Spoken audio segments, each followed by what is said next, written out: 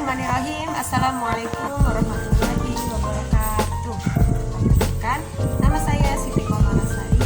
Saya dari Prodi PGSD semester 5A STKIP Pulang. Kali ini saya akan menjelaskan tentang bentuk-bentuk komunikasi. Selamat menyaksikan. Saya akan membahas tentang pengertian komunikasi pendidikan. Pengertian komunikasi. Istilah komunikasi diadopsi dari bahasa Inggris yaitu communication.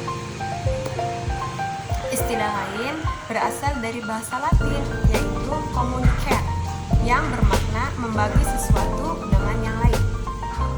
Komunikasi adalah proses penyampaian. Hal yang disampaikan adalah informasi, gagasan, emosi, keahlian, dan lain-lain. Sedangkan cara penyampaiannya melalui simbol-simbol seperti kata-kata, gambar-gambar, angka-angka, dan lain-lain. Dari beberapa pengertian di atas dapat disimpulkan bahwa komunikasi adalah suatu proses penyampaian informasi atau pesan dari seseorang kepada orang lain melalui proses tertentu untuk mencapainya suatu respon dari si penerima pesan sebagaimana yang dikehendakinya. Selanjutnya adalah pengertian pendidikan.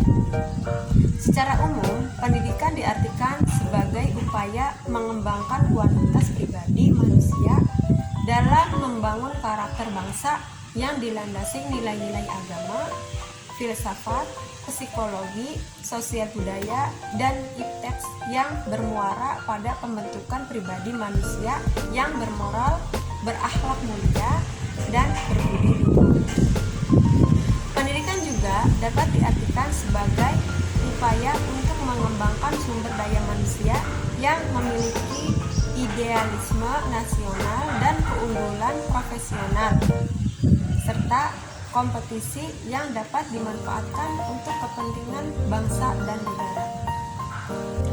Landasan formal dan operasional tentang kependidikan dapat kita temukan dalam Undang-Undang Republik Indonesia Nomor 20 Tahun 2003 tentang Sistem Pendidikan Nasional. Pasal 1 Ayat 1 menyatakan bahwa pendidikan adalah usaha sadar dan terencana untuk mewujudkan suasana belajar dan proses pembelajaran agar peserta didik secara aktif mengembangkan potensi dirinya untuk memiliki kekuatan spiritual, keagamaan, pengendalian diri, kepribadian, kecerdasan, akhlak mulia.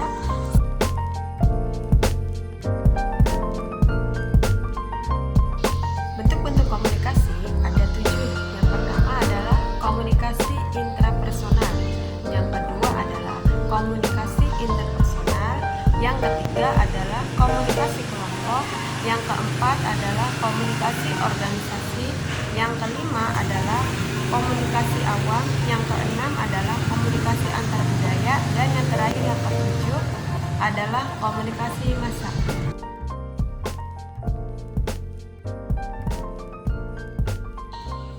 Yang pertama adalah komunikasi intrapersonal. Komunikasi intrapersonal adalah komunikasi dengan diri sendiri. Komunikasi interpersonal adalah penggunaan bahasa atau pikiran yang terjadi dalam diri komunikasi sendiri. Dalam komunikasi intrapersonal, seseorang berperan baik sebagai komunikator maupun sebagai komunikat. Dia berbicara kepada dirinya sendiri, berdialog, bertanya, dan menjawab sendiri pertanyaan-pertanyaan yang diajukan kepada dirinya sendiri.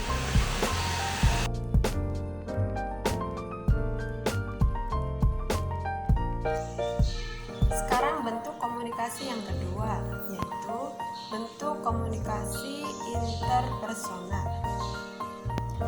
Menurut Joseph, komunikasi interpersonal mendefinisikan sebagai proses penerima atau penerima pesan-pesan antara dua orang atau di antara sekelompok kecil.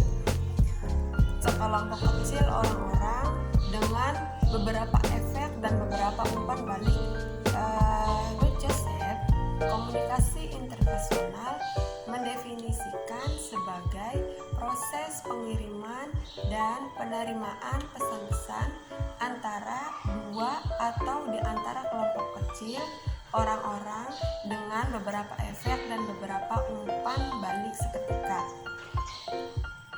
Berarti komunikasi antara orang-orang secara tatap muka yang memungkinkan setiap pesertanya menangkap reaksi yang lain secara langsung, baik secara verbal maupun non-verbal. Komunikasi interpersonal merupakan komunikasi verbal dan non-verbal antara dua orang kelompok kecil secara langsung atau secara tatap muka, disertai respon yang dapat segera diketahui.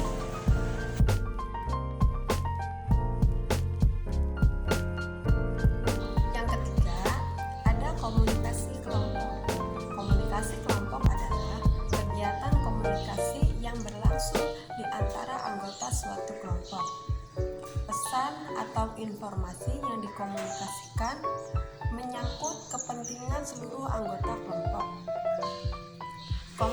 Komunikasi kelompok dapat diartikan sebagai tatap muka dari 3 atau lebih guna memperoleh maksud dan tujuan yang dikehendaki. Ada contoh dari komunikasi kelompok. Yang pertama adalah ketika kita sedang berkuliah, kemudian sedang rapat, kemudian sedang briefing dan seminar, dan masih banyak lagi. Komunikasi terbagi menjadi 2 kelompok. Yang pertama adalah komunikasi dalam kelompok besar, dan yang kedua adalah komunikasi dalam kelompok kecil. Komunikasi dalam kelompok besar adalah sekelompok komunikasi yang berjumlah banyak, sehingga dalam situasi komunikasi hampir tidak terdapat kesempatan untuk memberikan tanggapan secara verbal. Sedangkan komunikasi kelompok kecil adalah sekumpulan seseorang yang relatif kecil dan masing-masing dihubungkan oleh beberapa tujuan yang sama dan mempunyai derajat organisasi tertentu di antara mereka.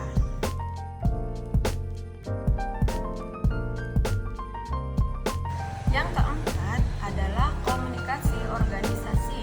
Komunikasi organisasi adalah komunikasi antara manusia yang terjadi dalam hubungan organisasi yang berlangsung secara formal maupun non-formal dalam sebuah sistem yang disebut organisasi. Pada umumnya, komunikasi organisasi membahas tentang struktur dan fungsi organisasi, hubungan antar manusia, komunikasi dan proses pengorganisasian serta budaya organisasi.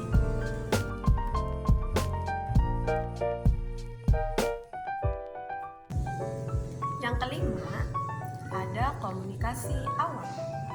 Komunikasi awam adalah komunikasi yang melibatkan komunikasi seseorang komunikator dengan sejumlah besar pendengar atau dengan tujuan lain, sering disebut sebagai khalayak.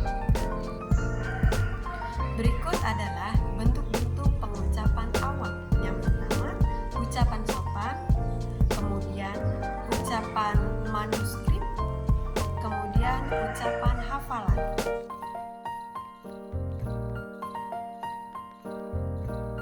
Selanjutnya adalah bentuk komunikasi yang keenam, yaitu tentang komunikasi antar budaya.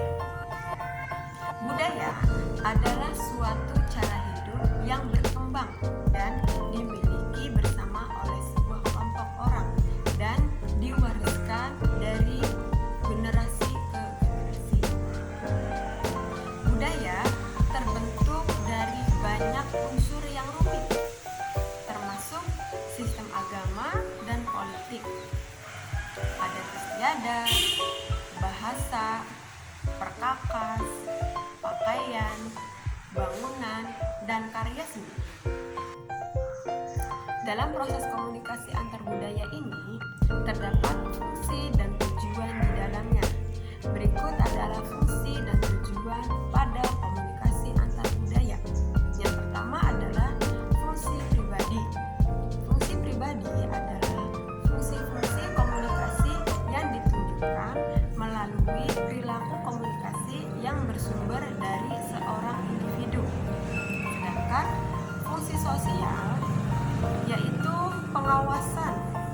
menjembatani sosialisasi nilai dan mutu.